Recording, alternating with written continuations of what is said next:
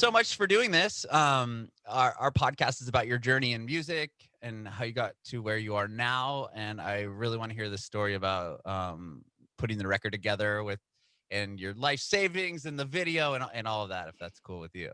Such Yeah, a cool. absolutely. Right on. Well, so why don't you tell me where were you born and raised? I was born and raised in Los Angeles, Oh wow, okay. and You're unlike just many of the people that live there, but yeah, right. I'm born Yeah, and we're in raised. San Diego, Southern California as well. I'm born and raised Oh, here. nice, Very cool. cool. So SoCal, right on. Tell me how'd you get into Yeah. music?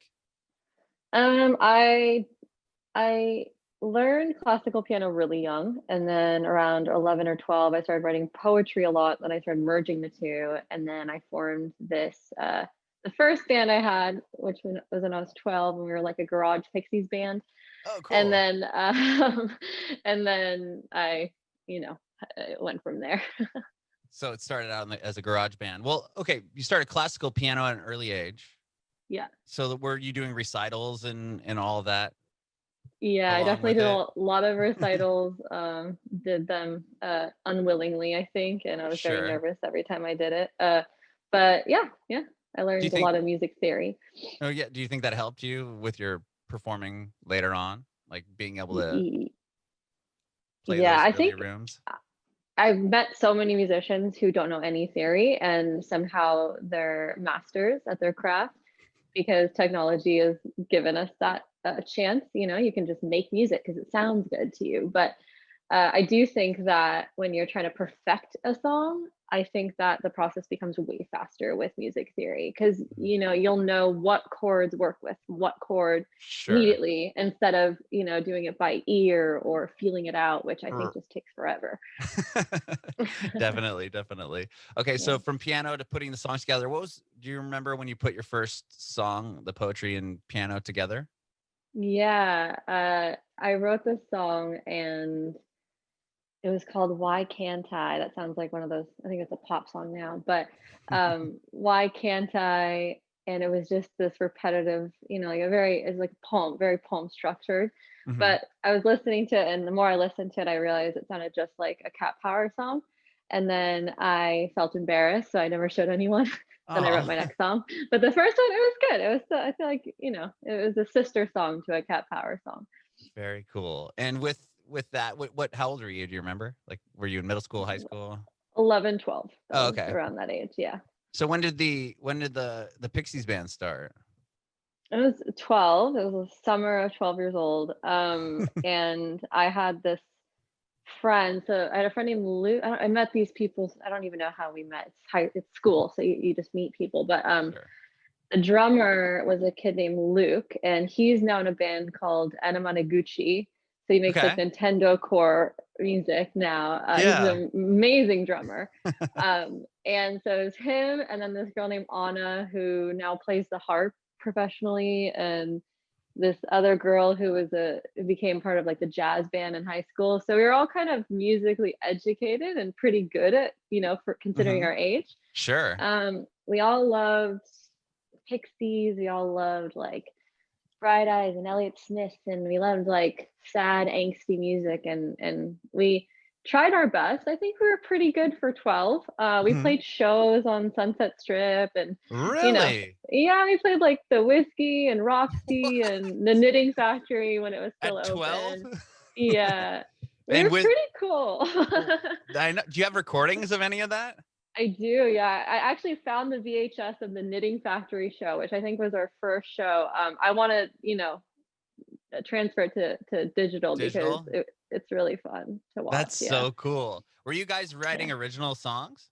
And Yes. like, wow, at We 12. always covered one Pixie song, and that was Gigantic. Oh, But amazing. most of the time, yeah, everything else was our songs. The other lead singer, Anna, her and I would take turns presenting songs to the band that we would write, during the school week, and then on the weekends we would, collaborate on Wow. our songs. Yeah. Oh my gosh. And that's so cool. That must have drawn some attention, I would think. Was there some Yeah. hype around that band?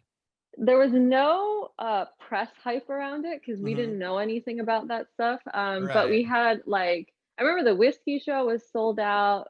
One of the knitting factoring shows was sold out. Like our age range couldn't believe that someone their age was doing this, you know what I mean? So Right. we would pack shows. I mean, we definitely did, and we were all nerds though. Like we weren't the cool kids, you know. So it But was the like cool us and our kids, fellow nerds, and we were like, we're so cool now. Look at us. So right. But the cool kids couldn't get into the knitting factory or the whiskey. that's true. And you guys sold it out. That's crazy as at Yeah, that age. it Wow. was fun. Yeah, So how long did that band go on for? And it was like 2 years. okay, so like what, up Yeah. through high school, in the beginning of high school or something? Yeah, I joined another band when I was like 14, 15. What were you playing in both those bands? Guitar I played or no piano? keys, Keys? keys and Okay. singing, yeah, synths, and then the next band I was mostly on Rhodes and like a Nord synth in the next band. Okay. And that was in Yeah. your next high school band? Yeah. And how did that go? Did you Was the success the same as that first one? Were you able to play like those It's funny bigger talking about iconic talking about this venues? chronologically because it just gets more and more Oh, you froze ridiculous. up So on then, me. yeah. Sorry, you froze Oh, up on me. oh, can you hear me? Now I can. It came back. Oh, okay, great. Um, Oh, your wait, video went away. am I there? Your video. There you go. Sorry. Yeah, I I'm didn't want to. there. Yeah. Okay, Yeah, great, there you are. cool. Because you said something Um, and it cut off. I'm like, oh. I was just saying that like talking about this chronologically, it just gets more and more ridiculous. So the next band that I joined, there were these two girls, and they were covering White Stripes songs, Okay. and the drummer was the daughter of Flea from Red Hot Chili Peppers, and then Of who from the Red Hot? Flea Flea. from Red Oh Hot my Chili Peppers. gosh. Yeah. And then the guitarist, which I didn't know until later, was the daughter of this big A&R guy. Like I think he signed Arcade Fire, you know, like one of Oh, those gee. guys. Sure. Uh, and I knew Clara was Flea's daughter, but anyway, they were covering White Stripes songs, and they had heard my first band, and they were like, "Hey, do you want to come like maybe make us into like a real band, like we'll write songs together and like, it'd be the three of us." And I was like, sure. So we did that, and that was like 2 years, 2 or 3 years, and we played festivals. We had all the connections in the world between the two of them. So we recorded our first EP with like John Frusciante in his Oh my home gosh. studio, and like just we were like in Rolling Stone within 4 months. We didn't deserve any of it, really. I don't think. I mean, we were good, but it was Yeah, but it was obviously. Oh, I mean, yeah, you had Flea's daughter in your band, but was that like the thing? Did you feel like that was kind of the headline? Was it like Flea's daughter's band, blah blah blah blah blah? Was it kind of that? we were constantly fighting that. We played with this. I actually like them now, but we played with this band called the Willows from LA, and we Oh were doing yeah, I this know who show. that is. Yeah, we Uh, were gonna do the show with them, and I think one of the guys in the band made this flyer that said the Willows plus Fleas Daughters band instead Oh of wow. saying the Tints, and it was kind of Yeah, this like fu to us. sure. And we got into this big fight with them. We like put them on speakerphone, and we confronted them, and A they kid I were went to saying we high were being. school with was in that band for a minute, so that's Oh, hilarious. really? And I hope he Yeah. was in it when you guys were yelling at him because I didn't really like him. Perfect. Anyway, I actually ended up meeting all of them way later in life, like 5 years later, and I was like, oh, they're fine. But when you're young, you're dumb, so whatever. But yeah, that's mean though. Yeah. That's what I could see that. Like, 'cause you'll see that. I remember with like swimmers, for example, for the first like 6 to 8 months that they were out, it was like Billy Joe's son's band, blah blah blah, and it was like that doesn't really give him much credit, does it? I don't know. I don't know. Totally. Yeah. Especially for us because we're 15 and we're writing these songs ourselves. Like no one's Right. even telling us how to do it. Yeah, it's not So like Flea was like, here's a throwaway Chili Pepper song that you guys could yeah, use or exactly. something. Our lives would have been much different that way. No, our songs were cute little like pop punk songs. So it was like anyway. Yeah, that's awesome. So, okay, with that band, what was next from there? Then I started a solo project, and it was called AKW, and that went through its phases of electronic, and then it turned into a folk band, and that just was like a very long project that I worked on and off for years. And like, I went from being like a solo artist with that to, this is all very quickly within 5 years or something. But then I kind of gradually transformed it into a band. And I did some fun stuff, like we signed a publishing deal and played South by Southwest, and Wow. just little independent successes, and did some tours, like our own tours. And Was that your um first touring experience? Was with that band or with that oh yeah, I project? skipped a band. I was in a band called Rooms for about a year and a half. And we toured with our fellow friends named Endless Hallway. And How was that we did a tour. experience? It was fun. It was interesting because it was when it's like at the tad end of MySpace, so we actually Oh, had okay. like quite a following on MySpace, and it That's was still cool. young. I was like 16 or something. And Wow. And um your parents let you and go on oh yeah, tour? my parents have been awesome my whole life. Yeah, That's very amazing. supportive. And so that was interesting. I mean, it was like you'd go to like El Paso and there'd be three people in the room, but then we Mhm. went to like Plano, Texas, and for some reason we had 200 people. You know what I mean? It was like Really? this very like, Plano, Texas? yeah, it That's was where like, that's hilarious that you dropped Plano because that's what my mom's family like. She's from Ohio, but they all moved to Plano, Texas, oh, of all weird. places. So I've been, but anyone like it's Dallas suburbs. So every time that's hilarious that you said that it was Out of actually all the in places, It's Plano, in yeah. Plano. You weren't like it was in Dallas. We had 200 people. It was in Plano, Texas. We had It was specifically 200. Plano because I was like, I've never heard of this city in my life, and somehow we have our biggest fan base in Texas here. That's amazing. Was that cool So that, seeing shows like that? Like, I mean, not knowing, probably never been to Plano, and you show up and there's 200 kids oh waiting to yeah, see your band. totally weird and different. And I mean, it's just weird because I guess with the internet at that time, like you didn't realize the power of the internet, and so when you would see something like that, you would then realize the power. You're like, oh wow, 200 like teenagers love this and are here for this, and I feel like I'm no one. You know what I mean? So Mhm. it's like I feel like now you can really tell your influence on the internet more than before. So anyway, yeah, it was definitely like a lesson learned, and figuring out how to pay for food and like how to sell merch and all the little tour tricks. Yeah, that's cool. And how long were Yeah. you guys gone? Do you remember? We did about a month and a half, I think. It was like Wow. 6 weeks. Yeah, we did the whole country. That is amazing. That's really cool. Yeah. And did you get and then you said that's after that is when you started the solo Yeah, the project? solo project. Mhm. And And you ended up getting a publishing deal through that. yeah, we got a And publishing deal, and yeah, they played South by Southwest. And yeah. then what then how did the transition happen to your solo project now? Or was that the The next thing to band happen? the band broke up, and I was pretty depressed, Mhm. and I felt tired and artistically drained, and I didn't know what I wanted anymore. And so I started this nonprofit, not a officially nonprofit, but a not-for-profit organization in Los Angeles called Treehouse, and it's like a pop-up monthly music event where I was exposing underexposed artists throughout LA. For It's like a free event, just like a donation run event. That's cool. So That's really I cool. basically spent like years doing that and kind of just giving back to music and kind of help creating like a little scene in LA that I felt was missing. Mhm. Um, so I did that, and then last year, that's when my husband was kind of like, you have to start making music again. Like he just like loves my music, and he's like, Yeah. we have to record it. We got to do this. So therefore, Skandra happened, and I'd been itching. I mean, I'd been writing like so many songs for years that I haven't done anything with, and so I think I got to a point where I was ready, Mhm. after letting go for a while and just kind of stepping back and figuring out what kind of music I wanted to make. Mhm.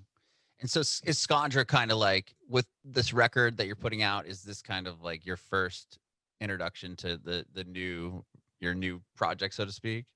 Yeah, it definitely is. I didn't expect these three songs to get exposure like they did. So I was like, oh, this is my baby step, like this is me finding my sound. and Uh-huh. and and I had the goal of going back to the music I fell in love with when I was like 13, 14, and making music that kind of met that, but to like today's standards or something. And that was just my baby step in that direction. So I only have 3 songs out. It's a brand new project, and Mm-hmm. um, yeah, this is definitely like just I haven't even played a show. You know, it's like You're the right. pandemic Well, happened, and yeah, I want to talk to you about that. But you have a full record though done, right? Or is it you just have those 3 songs that you've put out? Because from what I gathered from the video I watched of your husband, he was saying that you guys put, you spent all your money on this album, and is it just what you've put out so far, or there's more to come?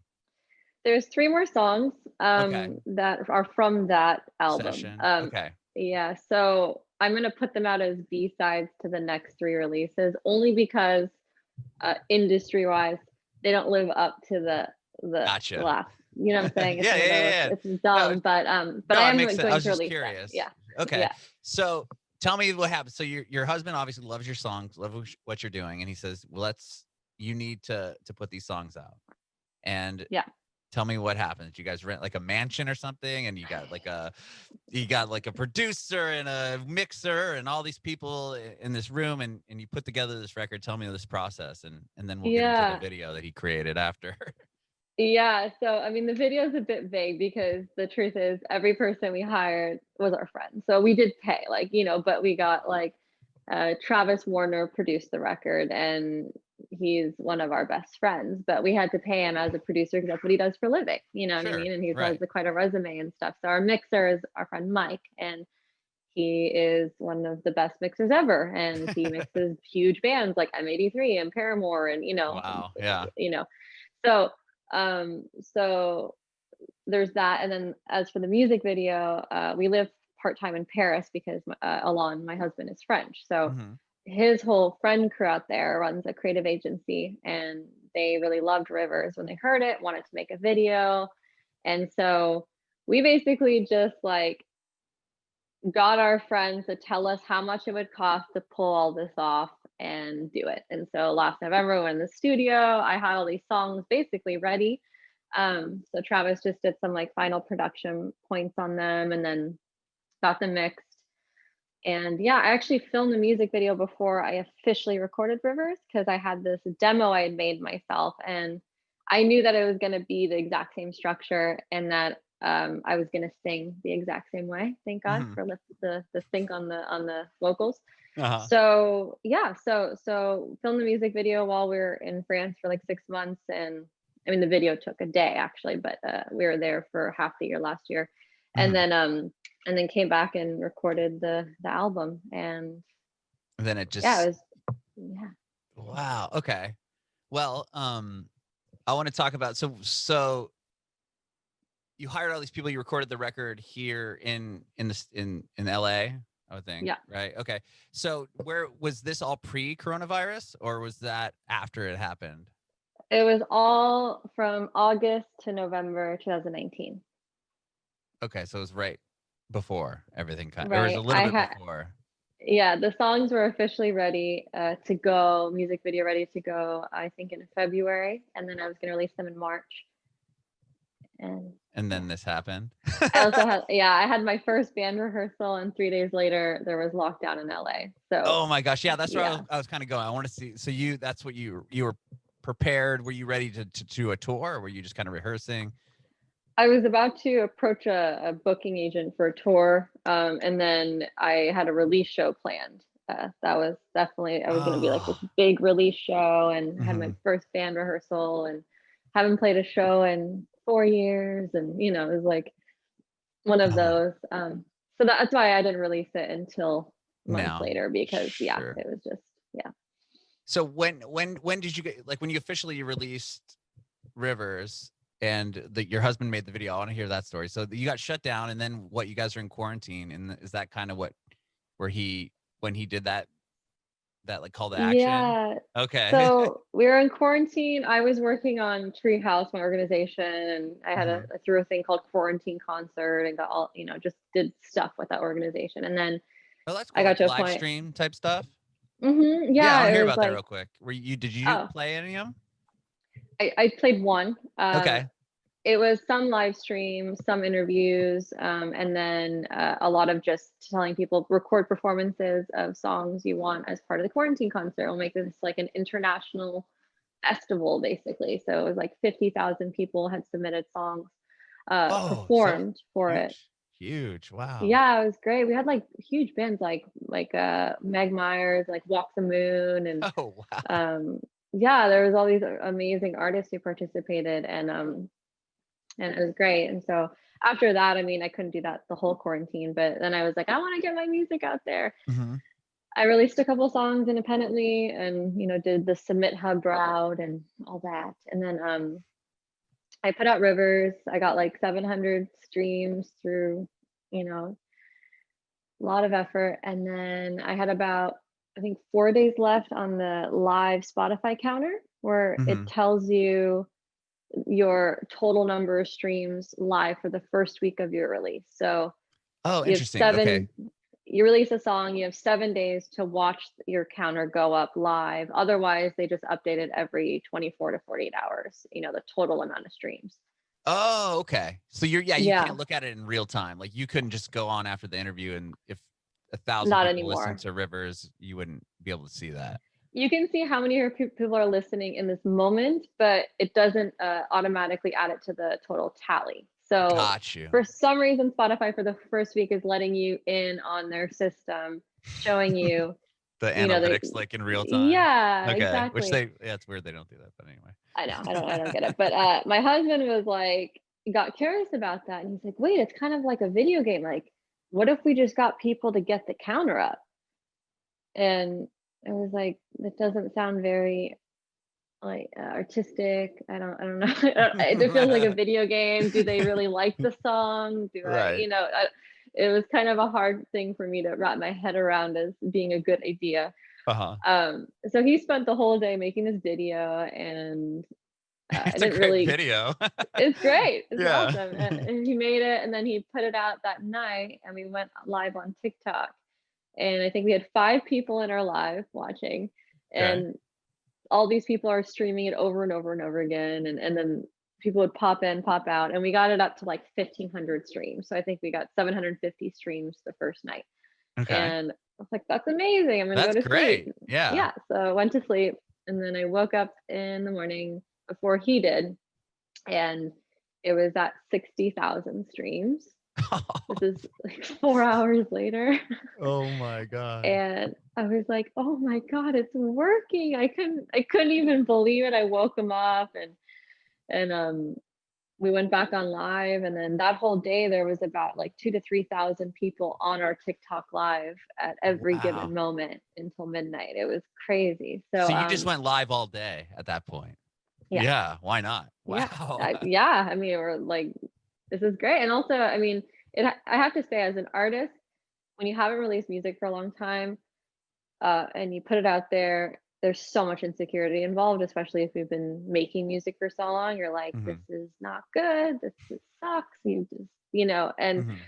and so that experience was so interesting because there's so many people who loved it so much, and there was obviously people who were like, this is crap, and I'm like, great, but Right. just the concept of so many people supporting it and acknowledging it and liking it, it changed just that. I mean, the million streams or 2 million streams aside, like that obviously changed my life logistically, but just when you kind of just need someone to say, "You're good, keep Hmm. going," and Yeah. I Like think I somebody to actually, validate your yeah, work. and I didn't know it, but I really needed that because I think I felt kind of like, I don't know, apathetic about it. I didn't Hmm. realize how apathetic I felt about it. So yeah, so that was very life Wow. changing. Do you know was it like reshared by somebody with a huge following, or like how did you know what happened in that 4 hours that got it from 1,500 60K? No, that's It crazy. just, It I just did think, it. yeah, like I woke up and I'm like, it just happened, and um I think people just really wanted to help my cute husband. Like I think they were like, I want to help him. He's so like, he loves her so much. You know what I mean? Right. Like it's very cute. And so I can imagine if I saw it, I'd be like, oh, I'm gonna go listen to this song. Right. It's So definitely a great attention getter. You're like, oh, wow, this guy, yeah, he's totally. so passionate about her music. Like, Totally. And I yeah. think what's happened is there's been a lot of TikTok artists who will like prior who would push something and then it doesn't translate to streams. And then also too it might not end up being like the best music. Like it can Mhm. be like some demo someone made or something like, you know what I mean? And so I think there was a lot of pessimism in the you could see like people were like, oh, I expected it to be crap. And it was actually pretty good, like Mhm. that kind of response. And so it was interesting to see. And then I woke up and yeah, actually at noon the next day I got my first email and it was from Atlantic Records. And this is less than 24 hours after after he posted the video. And then it was the next email, the next label, the next label, the next label. And it was like, anyway, it's just one of those things you hear about these kind of things happening and you never think it's going to be you ever, and Right. it was very trippy. I was not ready. I hadn't slept, enough. And it was very, I learned a lot in a very short amount of time. That is for sure. That's amazing. That's Yeah. but and I feel like people will see that and be like, "Oh, she just, did one video and it went crazy and, but to hear your whole story, you've been doing this since you were 3 years old. I mean, Totally. I Yeah. mean, Yeah. what do you say to those people? Are you just like, "Hey," I or do you mean, ignore it?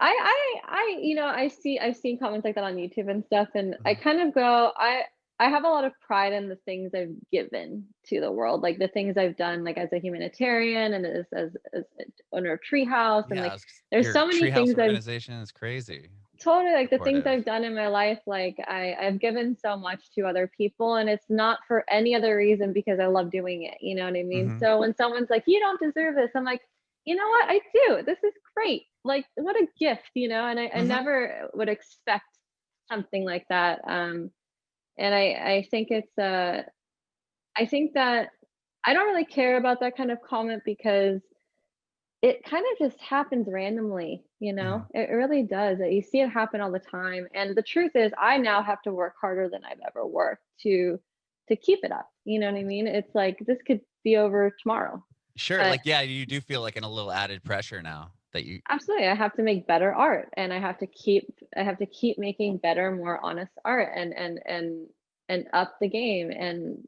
if I want anything, it's not like it's gonna keep getting handed to me, Mhm. by Mhm. TikTok every time or something. So, um, yeah, I think it's just persistence, like you said, I've Sure. been doing this for a long time. If you just persist, persist, persist, and do what you love and be honest and true to yourself and get it to as many people as possible, however Mhm. which way you can, then I think anyone can accomplish that. Sure. Yeah. When can we do you have the record coming out? Like, what do you have going on next? Yeah, I think I'm gonna go in the studio December 14th for a Mhm. week and finish the songs, and then I think I'll have everything mixed and mastered and released by Valentine's Day. Wow, very exciting. That Yeah, that's amazing. And thank you so much, Skandra, for doing this today. I really appreciate your time. of This has course. been Thanks for great. having me. Yeah. I do have one more question for you, although you kind of just answered it. But I want to know if you Yeah. have any advice for aspiring artists. Well, I guess the persistence You, thing, yeah. obviously. Yeah, but I think one thing that I definitely have had to sift through is finding a voice, and I think it's finding a voice. Like you have to, I don't know any single person who isn't slightly influenced by their environment or by societal norms or whatever it is, and Mhm. there's a lot of insecurity that can be created by watching other artists do something they're doing and you're not doing it and you're not doing it good enough or and there's a lot of it's I don't know, any creative person can feel that way, and I think that the one of the best things to do is shut everything off, like whether it's like being on Instagram for a day or Facebook or Spotify, and don't listen to music for like 3 days. Just write and just write and just make stuff even if it sucks, and I think that if you do that enough by yourself, then you'll find some sound that feels really good and honest, and it's not influenced by all those things that if you're creating out of insecurity, it's never going to be something you're proud of. I guess that's what I would say. Bringing it back words